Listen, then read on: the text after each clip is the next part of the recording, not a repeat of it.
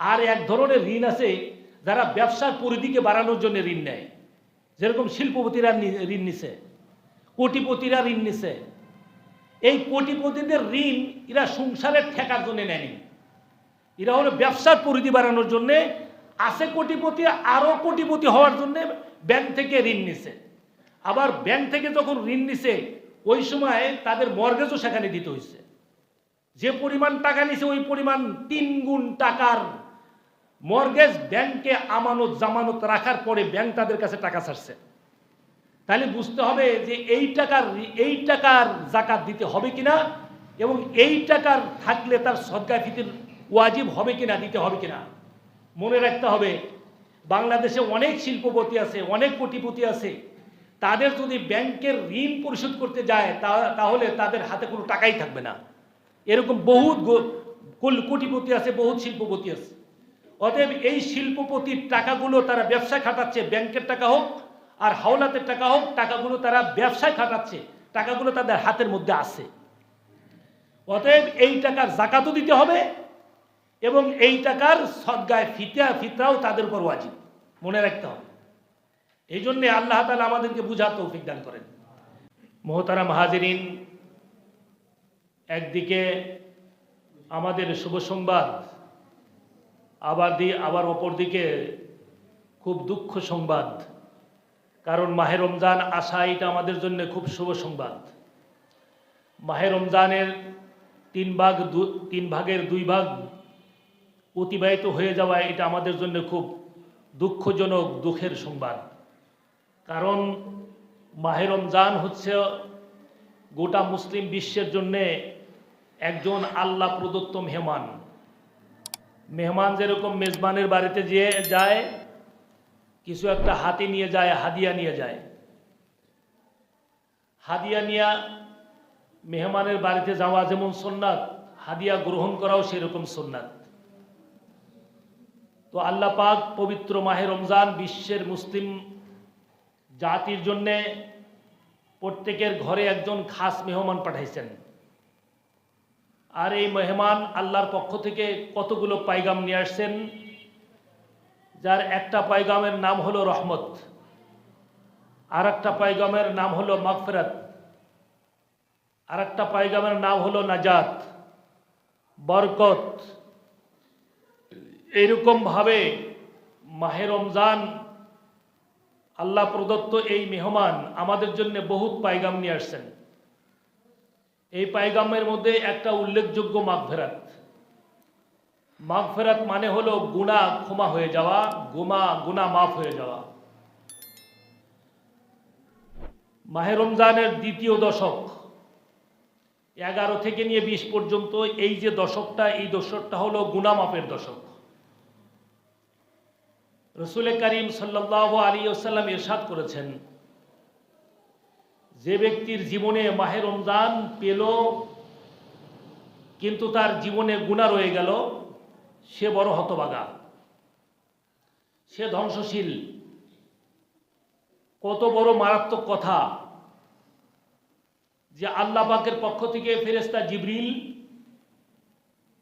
এই সংবাদ নিয়ে বিশ্বনবী, বিশ্বস্ত নবী, সকল নবীর সেরা নবী, আসমান জমির সূর্য চন্দ্র নক্ষত্র এবং আল্লাহর যত মাখলুক আছে সকলের শ্রেষ্ঠ এবং সকলের নবী রাসূল তিনি।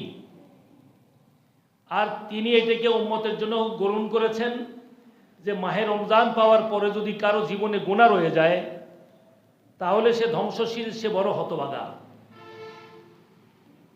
এই জন্যে তা দ্বারা 3টে শব্দের আবিষ্কার হয়েছে।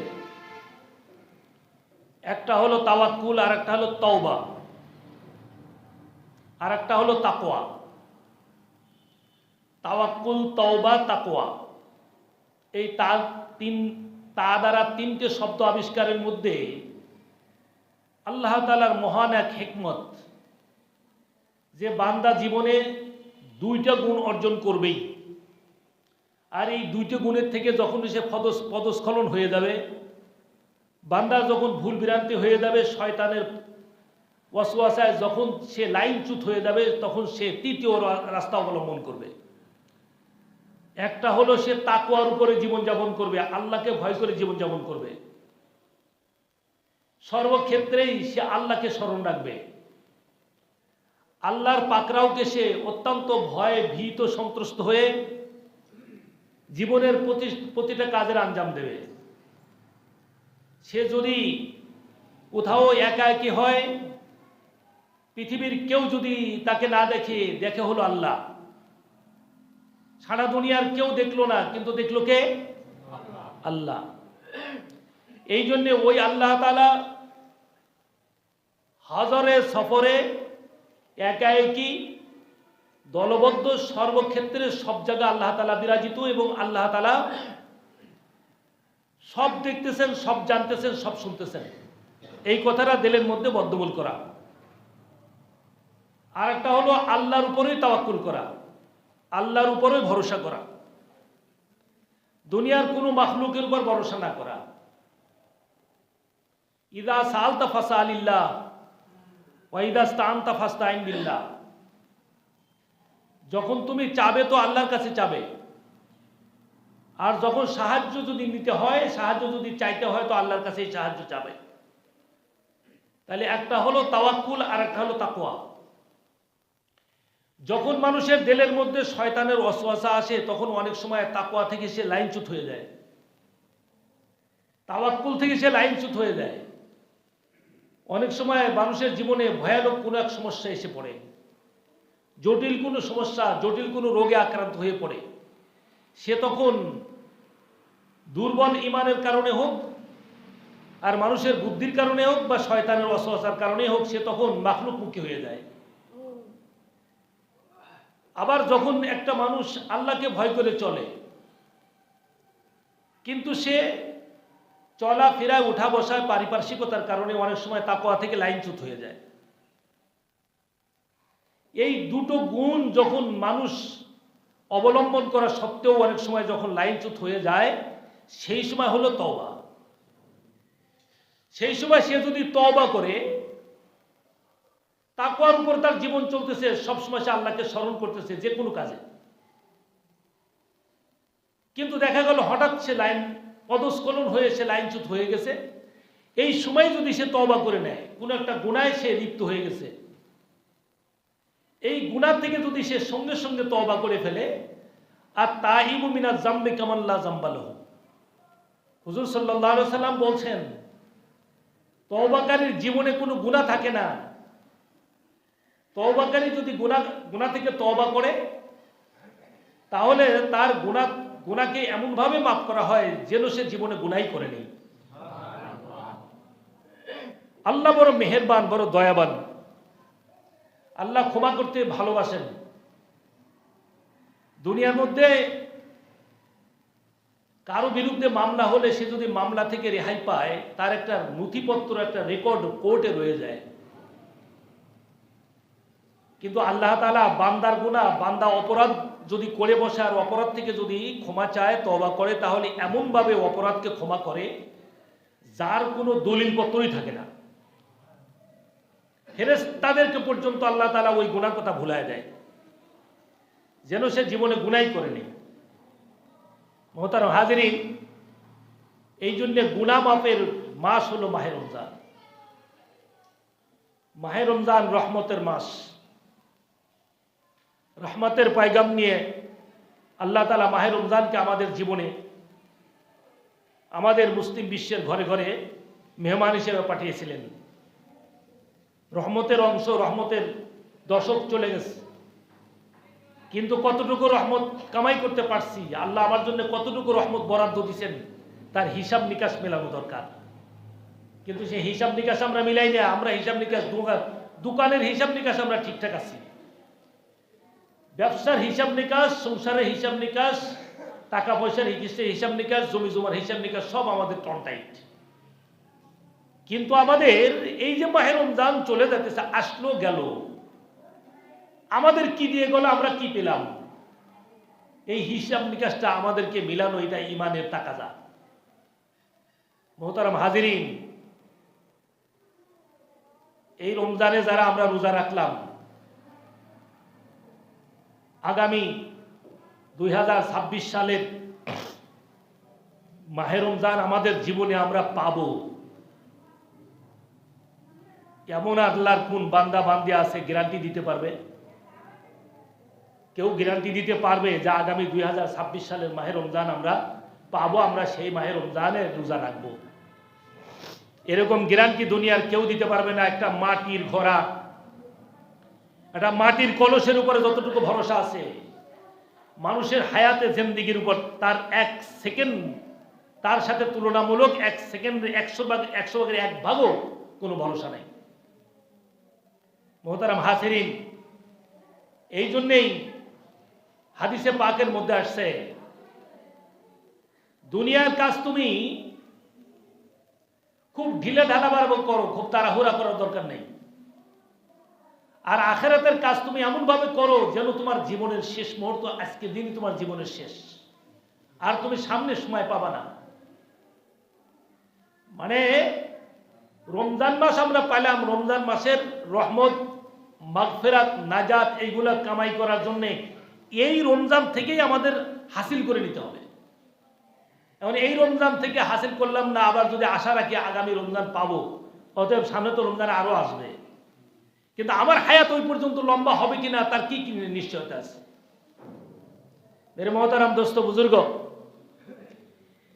এই জন্য মাহে রমজানের আজকে হলো 20 রোজা।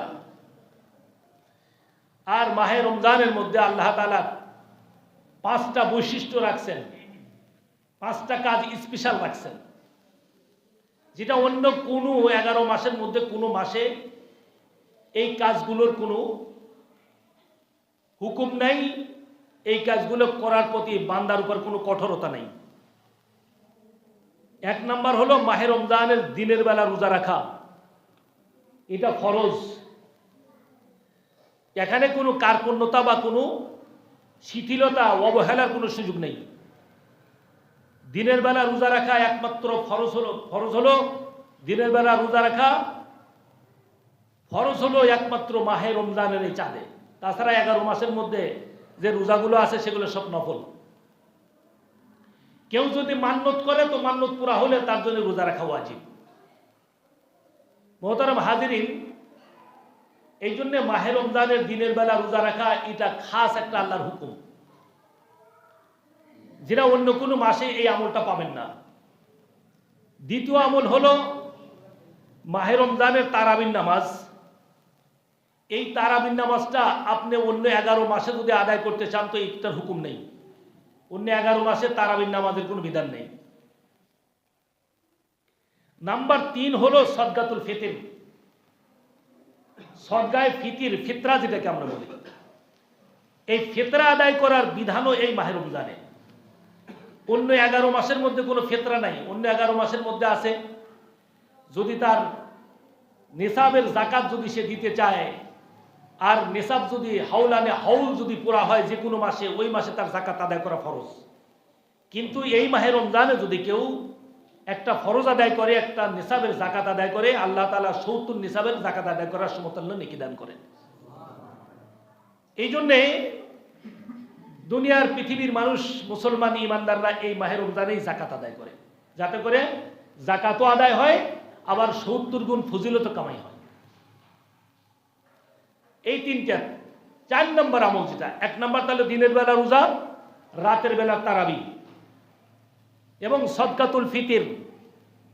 নাম্বার 4 হলো ইতিকাফ। এই ইতিকাফটা এই মাহে রমজানের শেষ দশকেই, এটা সুন্নতে মুআক্কাদায়ে কিফায়া। যেরকম আমরা ফরজে আইন আর ফরজে কিফায়া আদায় করি। ফরজে কিফায়া হলো জানাজা নামাজ। এলাকার কিছু লোক যদি এই জানাজা নামাজে শরীক হয়ে নামাজ আদায় করে, তাহলে সকলের পক্ষ থেকে আদায় হয়ে যায়। ঠিক তেমনি ভাবে মাহে রমজানের শেষ দশকে 10 দিনের ইতিকাফ যাদের যে এলাকার যে মসজিদে, এলাকার মসজিদে এলাকার কিছু লোক যদি আদায় করে, তাহলে সকলের পক্ষ থেকে এটা আদায় হয়ে যায়। এই জন্য এই মাহে রমজানের 4 নম্বর বৈশিষ্ট্য, 4 নম্বর আমল হলো ইতিকাফ। 5 নম্বর হলো আল্লাহ রাসূল সাল্লাল্লাহু আলাইহি ওয়াসাল্লাম হাদিসে পাকের মধ্যে ইরশাদ করছেন, শবে কদরকে তোমরা মাহে রমজানের শেষের দশকের বেজোড় সংখ্যা রাত্রে তালাশ করো। তাতে বোঝা যায় যে এই মাহে রমজানের শেষ দশকের বেজোড় সংখ্যা রাত্রে শবে কদর অতিবাহিত হওয়ার সম্ভাবনা খুবই বেশি। 27 রজনী হওয়াটার সম্ভাবনা আরো বেশি। এই জন্য মহতারাম হাজিরিন, মাহে রমজানটা এমন একটা মাস অতিবাহিত হয়ে গেল আমাদের থেকে, যে মাসটার মধ্যে খালি নেকির ঝর্ণা দ্বারা আল্লাহ সন্তুষ্টি অর্জন, গুণামুক্ত হওয়া, নিজেকে পাপ পঙ্কিলতা থেকে একদম মুক্ত করে ফ্রেশ হওয়ার একটা সুবর্ণ মৌসুম, সুবর্ণ সুযোগ। আল্লাহ তাআলা আমাদের এই নিয়ামতগুলো অর্জন করার তৌফিক দান করেন। মুহতারাম হাজিরিন, যারা সদকায়ে ফিতির ঈদুল ফিতরের দিনে আদায় করতে চান তারাও পারবে, এবং কারোর জন্য যদি সদকায়ে ফিতির রেখে দিয়ে ঈদুল ফিতরের পরে ওই আত্মীয় স্বজন দূরে থাকে, তাদের পৌঁছানো সম্ভব না, তাদের হাতে ঈদুল ফিতরের পরে ওই ফিতরা তাদের হাতে পৌঁছায় দিলেও ফিতরা আদায় হয়ে যাবে। এবং রমজান মাসের মধ্যে যারা ফিতরা আদায় করবেন ঈদুল ফিতরের আগে, তাদের ফিতরাও আদায় হয়ে যাবে। ঈদুল ফিতরের দিনে যারা ঈদগাতে রওয়ানার পূর্বে ঈদুল ফিতর সদকায়ে ফিতর যারা আদায় করবে, তারা একটা সুন্নতের উপর আমল করবে, যে সদকায়ে ফিতরটা ঈদের দিনে ঈদগার ময়দানে প্রবেশের বা ঈদগার ময়দানে রওনা হওয়ার পূর্বে আদায় করেছেন হুজুর সাল্লাল্লাহু আলাইহি সাল্লাম। এই জন্য এটার আগে পিছের কোনো সমস্যা নেই। সদকাটা ঈদের দিনের আগে দিলেও আদায় হবে, ঈদের দিনে আদায় করলেও আদায় হবে, ঈদের পরে আদায় করলেও আদায় হবে। তবে এটা দিতে হবে, এটা ওয়াজিব, এটা মনে রাখতে হবে, এটা ওয়াজিব। আগে দিয়ে ফেললে কোনো সমস্যা নেই। এই জন্য মুহতারাম হাজিরিন, আমি আগেই বলছিলাম যে যাদের উপর যাকাত ফরজ তাদের উপর সদকায়ে ফিতর ওয়াজিব। তার মধ্যে নিসাব পরিমাণ হওয়ার ব্যাপারে একটা বিষয় আছে, যে যাকাতের মালের উপরে 1 বছর অতিবাহিত হওয়া শর্ত, নিসাবের উপরে 1 বছর অতিবাহিত হওয়া শর্ত। আর সদকায়ে ফিতরের জন্য 1 বছর অতিবাহিত হওয়া শর্ত না। নিসাব পুরা হয়ে গেলে রমজান মাসে যদি সারা বছর একজন মানুষ গরিব ছিল, কিন্তু কোনোভাবে কোনো জায়গা জমি বিক্রি করার কারণে বা কোনো পাওয়ানা টাকা আদায় হওয়ার ফলে সে নেশাবের মালিক হয়ে গেছে মাহে রমজানে, তার তো 1 বছর সে গরিব ছিল, কিন্তু রমজান মাসে সে ধনী হয়ে গেছে, তাহলে বুঝতে হবে যে আমার উপর সদকায়ে ফিতর ওয়াজিব, ফিতরা আমার উপর ওয়াজিব। আর ফিতরা দ্বারা অনেক লাভ। শিশু বাচ্চাদের পক্ষ থেকে ফিতরা দিতে হবে। এমনকি ঈদুল ফিতরের দিন, ঈদুল ফিতরের রাত, ঈদ যদি হয় মঙ্গলবারে মনে করেন, সোমবারের দিনগত রাত্রে সবে সাদেকের পূর্বে যে বাচ্চাটা জন্মগ্রহণ করবে, ওই বাচ্চাটার পক্ষ থেকেও সদকায়ে ফিতর আদায় করা ওয়াজিব। আর যদি সদকায়ে ফিতর যদি কোনো এই ঈদুল ফিতরের রাত্রে সবে সাদেকের পরে যদি কেউ কোনো বাচ্চা জন্ম নেয়, তাহলে তার রোজার মাসের মধ্যে সে জন্ম নিল না। কারণ ঈদের দিন যে রাতটা, মঙ্গলবারে যদি ঈদ হয়, সোমবারের দিনগত রাত্রে সবে সাদেকের পরে যদি কোনো বাচ্চা জন্ম নেয়, তাহলে বুঝতে হবে সে মাহে রমজানের অংশের মধ্যে সে জন্ম নেয় নাই, সে শাওয়াল মাসে যা জন্ম নিছে। এই জন্য তার সদকায়ে ফিতর আদায় করা ওয়াজিব না। এই জন্য মুহতারাম হাজিরিন, আমরা অনেকেই একটা জিনিস বুঝি, একটা জিনিস খুব বোঝার চেষ্টা করি না, সেটা হলো ঋণ যদি থাকি আমি কি পরিমাণ ঋণ থাকলে আমার সদকায়ে ফিতর ওয়াজিব হবে, আবার যাকাত ফরজ হবে। ঋণ 2 প্রকার। এক প্রকারের ঋণ হলো মানুষের কাছ থেকে মানুষ হাওলাত নেয় সাংসারিক কোনো প্রয়োজনে সে টাকাটা খরচ করে, তার হাতে সে টাকাটা থাকে না। যেমন একজন ব্যাংক থেকে টাকা নিছে, বা আপনি কোনো আত্মীয় স্বজনের কাছে টাকা হাওলাত দিচ্ছেন, নিয়ে বাড়িতে একখান ঘর করছেন, বাড়িতে থাকার জায়গা নেই, একখানে ঘর করছেন। তাহলে এই ঘর করার ফলে আপনার হাতে কি ওই টাকাটা আছে নাকি? ও টাকাটা তো খরচ হয়ে গেছে। এখন এইরকম যদি ঋণগ্রস্ত হয় কেউ, তাহলে এই ঋণগ্রস্তটা শরীয়তের গ্রহণযোগ্য এবং এই ঋণের হিসাবটা যাকাত থেকে, নিসাব থেকে বাদ দিতে হবে। যে নিসাব যেটা আছে বর্তমান ৭৬,০০০ টাকা সমপরিমাণ সম্পদ, তার যদি ঋণ থাকে আর ঋণ থাকার কারণে ঋণ পরিশোধ করতে গিয়ে যদি তার ৭৬,০০০ টাকা না টেকে, যদি টাকা কমে যায়, হয়তো ২০,০০০ কমে গেল, ৩০,০০০ কমে গেল, আর হয়তো ৩০,০০০ ৪০,০০০ টাকা তার হাতে থাকলো, এই ব্যক্তির উপর জাকাত এবং সদকায়ে ফিতির ওয়াজিব হবে না। জাকাতও ফরজ হবে না, সদকায়ে ফিতির ওয়াজিব হবে না। এই ধরনের যারা ঋণগ্রস্ত। আর এক ধরনের ঋণ আছে যারা ব্যবসার পরিধিকে বাড়ানোর জন্য ঋণ নেয়, যেরকম শিল্পপতিরা ঋণ নিছে, কোটিপতিরা ঋণ নিছে। এই কোটিপতিদের ঋণ এরা সংসারের ঠেকার জন্য নেয়নি, এরা হলো ব্যবসার পরিধি বাড়ানোর জন্য। আছে কোটিপতি, আরও কোটিপতি হওয়ার জন্য ব্যাংক থেকে ঋণ নিছে। আবার ব্যাংক থেকে যখন ঋণ নিছে ওই সময় তাদের মর্গেজও সেখানে দিতে হয়েছে। যে পরিমাণ টাকা নিছে ওই পরিমাণ ৩ গুণ টাকার মর্গেজ ব্যাংকে আমানত জামানত রাখার পরে ব্যাংক তাদের কাছে টাকা ছাড়ছে। তাহলে বুঝতে হবে যে এই টাকার জাকাত দিতে হবে কিনা, এবং এই টাকার থাকলে তার সদকায়ে ফিতির ওয়াজিব হবে কিনা, দিতে হবে কিনা। মনে রাখতে হবে বাংলাদেশে অনেক শিল্পপতি আছে, অনেক কোটিপতি আছে, তাদের যদি ব্যাংকের ঋণ পরিশোধ করতে যায় তাহলে তাদের হাতে কোনো টাকাই থাকবে না। এরকম বহুত কোটিপতি আছে, বহুত শিল্পপতি আছে। অতএব এই শিল্পপতির টাকাগুলো তারা ব্যবসায় খাটাচ্ছে, ব্যাংকের টাকা হোক আর হাওলাতের টাকা হোক, টাকাগুলো তারা ব্যবসায় খাটাচ্ছে, টাকাগুলো তাদের হাতের মধ্যে আছে। অতএব এই টাকার জাকাতও দিতে হবে এবং এই টাকার সদকায়ে ফিতরাও তাদের উপর ওয়াজিব, মনে রাখতে হবে। এই জন্যে আল্লাহ তাআলা আমাদেরকে বুঝার তৌফিক দান করেন। মোহতারাম হাজিরিন, আল্লাহ তাআলা মাহে রমজানটাকে এত সুন্দর একটা নিয়ামত আল্লাহ আমাদেরকে দান করছেন, যে নিয়ামতের মধ্যে ইসলামের 5টা ভিত্তি, যে 5টা স্তম্ভই এই মাহে রমজানের মধ্যে বেশি কার্যকর এবং বেশি সমন্বয় হয়েছে।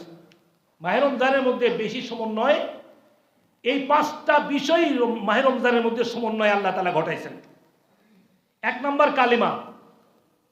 হুজুর সাল্লাল্লাহু আলাইহি সাল্লাম বলছেন মাহে রমজানে তোমরা কালিমা তৈয়বা বেশি বেশি করে পড়ো এবং ইস্তেগফার বেশি বেশি করে পড়ো। এর দ্বারা আল্লাহ তাআলা তোমাদের উপর খুশি হয়ে যাবে। আর তোমরা জাহান্নাম থেকে মুক্তি চাও, জান্নাতের আশা করো, জান্নাতের জন্য দোয়া করো, এটা তোমাদের জন্য অপরিহার্য। তাহলে কালেমা পড়ার প্রবণতা এই মাহে রমজানে আল্লাহ নবীর পক্ষ থেকে উম্মতের উপরে বর্তানো হয়েছে। নাম্বার 2, নামাজ। এই মাহে রমজানে 5 ওয়াক্ত নামাজের সাথে সাথে অতিরিক্ত আরো 20 টাকা তারাবির নামাজের ব্যবস্থা আছে। তাহলে নামাজও এই মাসে বেশি পাওয়া যায়, আবার নামাজের সংখ্যাও এই মাসে বেশি পাওয়া যায়। যারা সারা বছর নামাজ পড়ে না, রমজান মাস আসলে কমপক্ষে তাদেরকেও দেখা যায় মসজিদে তারা আসে এবং নামাজ পড়ে। মাহে রমজান এমন একটা মাস যে মাসের মধ্যে নামাজের সংখ্যাও বৃদ্ধি পায়, নামাজির সংখ্যাও বৃদ্ধি পায়। 3 নম্বর জাকাত। জাকাতও এই মাসের মধ্যেই মানুষ বেশি দেয়। 11 মাসের মধ্যে জাকাতের টাকা আদায় করতে গেলে বলবো হুজুর আপনার কি মাথা ঠিক আছে নাকি? জাকাত তো রমজান মাসে দিয়ে ফেলেছি আমরা। 90% না 99% মানুষ এই কথাই বলবে, এই কথাই বলে কোটিপতিরা এবং যাদের উপর জাকাত ফরজ, তারা এই নিয়ামতটা হাসিল করতে চায় যে মাহে রমজানে একটা ফরজ আদায় করলে 70টা ফরজ আদায় করার সমান নাকি। অতএব এই সুবর্ণ সুযোগকে হাতছাড়া করা হবে না, হাতছাড়া করা যাবে না। এই জন্য মাহে রমজানে জাকাতও মানুষ আদায় করে, জাকাতও মানুষ উসুল করে। আবার রোজা যেটা ফরজ, এটা তো এই মাহে রমজানে ফরজ। হজের প্রস্তুতি রাসূল সাল্লাল্লাহু আলাইহি সাল্লাম রমজান মাস থেকে নিয়েছিলেন। রমজান মাস থেকে হজের আয়োজন, এই হজের আয়োজনটা এখনো পৃথিবীতে বর্তমানেও মাহে রমজান থেকে হজের আয়োজন শুরু হয়। গোটা পৃথিবীতে এখন হজের আয়োজন শুরু হয়ে গেছে। কিরকম? সমস্ত পৃথিবীর সমস্ত এজেন্সির মালিকরা এখন সৌদি আরব মুখী। তারা হাজিদের কোথায় রাখবে, কোথায় ঘর ভাড়া করবে, কোন ক্যাটারিংয়ে তাদের খাওয়াবে এবং কোন মুয়াল্লিমের সাথে তারা কন্ট্যাক্ট করবে, তাঁবু কত নম্বর তাঁবুতে তারা থাকবে, তাঁবুর পজিশনটা কত দূরে হবে, সব কিছুর ব্যবস্থাপনা মাহে রমজান থেকে শুরু হয়ে গেছে।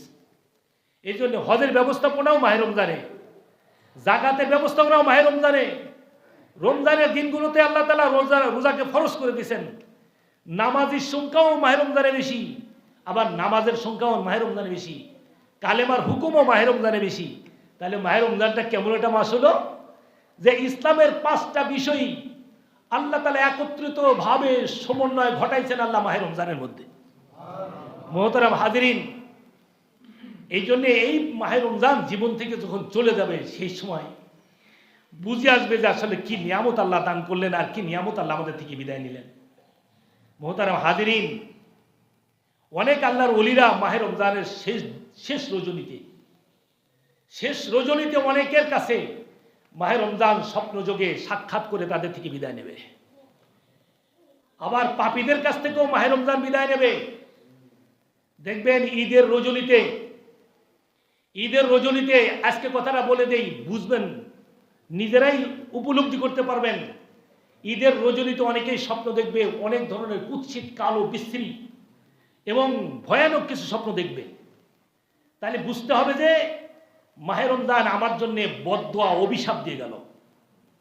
আর কিছু মানুষ স্বপ্ন দেখবে সুদর্শন, সুন্দরী এবং অত্যন্ত সুবর্ণ, তার সাথে সাক্ষাৎ করে সালাম দিয়ে তার থেকে বিদায় নিচ্ছে। তাহলে বুঝতে হবে যে আল্লাহ তাআলা মাহে রমজান থেকে তাকে যা কিছু পায়গাম ছিল সব পায়গাম তাকে সুপর্দ করে তার উপর খুশি হয়ে মাহে রমজান তা থেকে বিদায় নিল।